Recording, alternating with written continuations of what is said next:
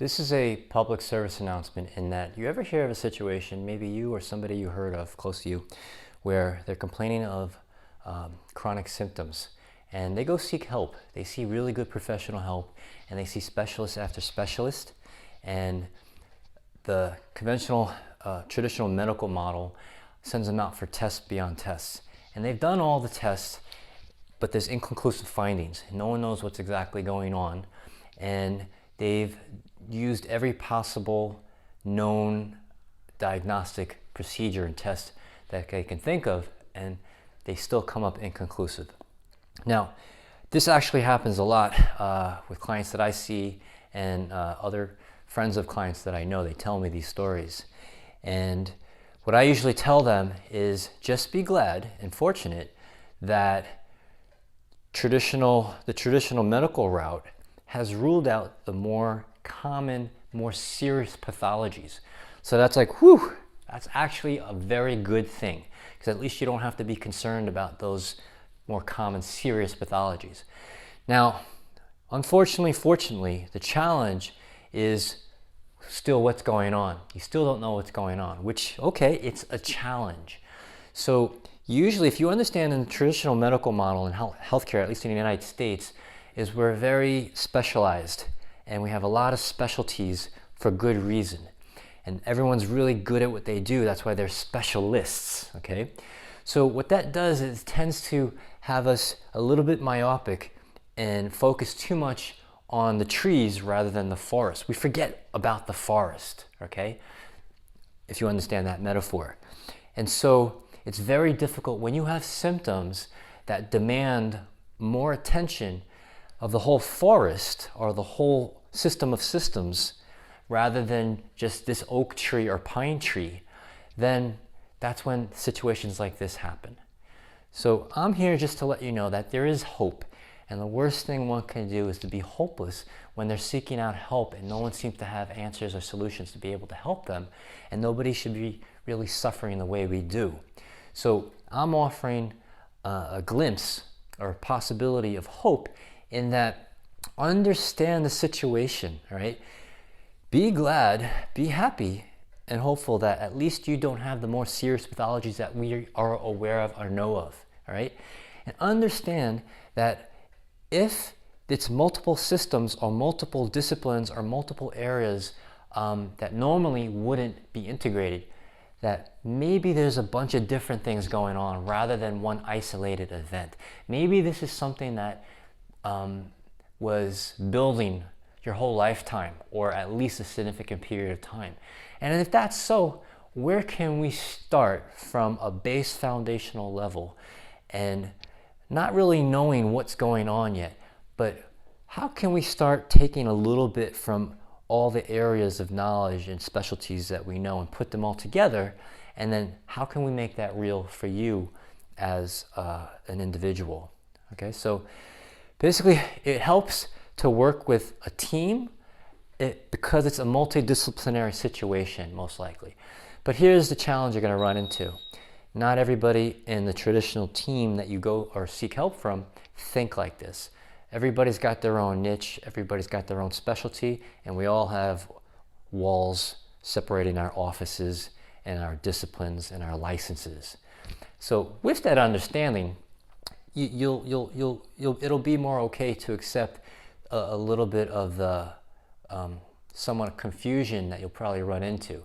But you take what you can. You take tidbits from each specialty, and this is where you become your own doctor or therapist to some degree, because you start learning from the best of the best of what the best do in their category, and then you start implementing how does that apply to your symptoms. So, for example, I often see the most challenging diagnoses or cases that individuals are experiencing in my 25 plus years of practice are when they have symptoms above their neck and head over here, basically this area here. And I'm talking about dizziness, vestibular issues, spinning, trigeminal neuralgia, face pain, jaw pain, headaches, tinnitus, eye issues, anything over here that's been chronic and ongoing and has received treatment from everybody and nothing seems to be helping them, okay? So in general, what I find, because it can go 50-50 with these type of clients, one half, they're all in because they've hit rock bottom and they just want to feel any ounce or semblance of relief, so they'll do anything, and they'll do the small things that make a big difference and be in it for the long haul. The other 50 are the ones that have been suffering for so long, have very little reserves to learn, and they just want quick relief. They want relief last year. And if you don't show them any signs of relief immediately, no matter what you do for them, they're going to move on to the next sucker. Clinician, expert, therapist, etc. Because they don't want to hear it. They want to feel better immediately. And it's very hard for them to, they become so desensitized to anything else, and they're overly sensitized to the pain. So they have very little attention reserves for anything else. So anyway, getting back to what I usually find helps when the person is totally bought in to the approach is you start for the basics. You start where when the symptoms are up here, I have a hypothesis that oftentimes that's because of everything below the rest of their body, everything below their symptoms has exhausted their capacity to compensate and help unload or load or tolerate the stressors that we tend to hold into our body. Meaning they've been getting away their whole lives up to the point that they started feeling symptoms in their head by compensating using their trunk, using their back, using their shoulders. They're using whatever they can throughout the rest of their body, to the point that their brain no longer goes to those areas because it really doesn't feel it can get any more, put any more load there. So what happens is it goes further up the chain, which is the head and neck. This is our headquarters of our main primary sensory organs, okay? So of our 5 senses. So this is the last hurrah, the last fort, or whatever you want to call it. So the body's going to do whatever it can to unload the stress, and it's going to compensate using this area. Usually you'll start seeing people with more asymmetrical faces. Their head will be cocked or twisted one direction. They'll be looking with one eye more than the other. You'll see these, and they'll have one eye, or their nose and their mouth are going to be crooked to some degree. Their ears are going to be crooked, you know. So that's because of the cranial bones are the compensation points, and it's a reflection of what's going on in the rest of their body. So you don't see a lot of movement up here other than someone moving their mouth, their jaw. They wrinkle their forehead, they move their eyes around, their nose a little bit, their ears maybe, if you're that talented. But there's not a lot of movement up here, but there's movement. And when the movement in the rest of your body that we're familiar with is exhausted its capacity to compensate, the brain, because we're built for survival, is going to find the way.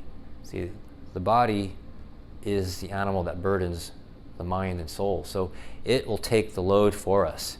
Unfortunately, if we don't address these things, or too afraid to address these things, or to face our own shadows or our own bullshit, our body will take it for us and then usually express itself into symptoms when we surpass the threshold of the involved soft tissues. So I usually start with down here, and there's always stuff to work on, and it's usually very difficult and challenging for the person to connect to it. But with persistence, consistency, practice, and hope, it usually something, everybody's unique and different in that it usually takes one little spark to ignite the flame, so to speak, of them to start opening up and start to unloading or disengaging areas that they may or may have not known that they were holding in the stress in those areas.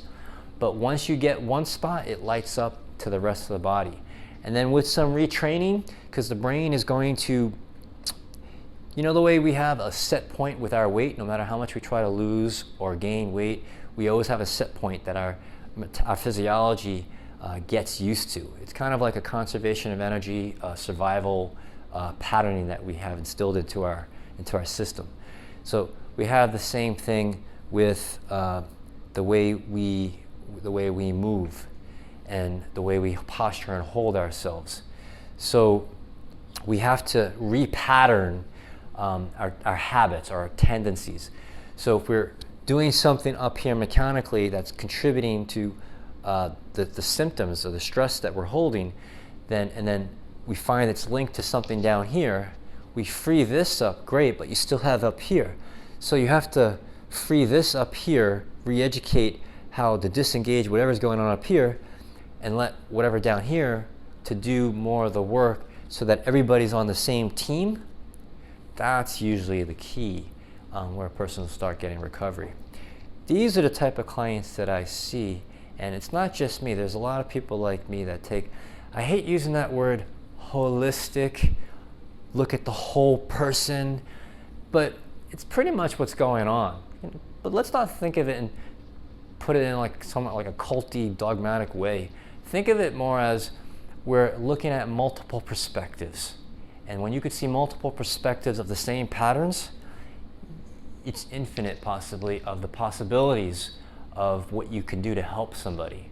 So I just want you to consider that if you or maybe somebody else you know is experiencing a chronic pain, chronic symptoms that they've been to people, they've been to specialists, they've been to very good clinicians, they've had treatments, but they're still feeling something's not there, perhaps giving me a shout out or a call, DM me, or someone like me that has been in the game for a while and has a very wide perspective as far as looking at the forest and the trees and the forest.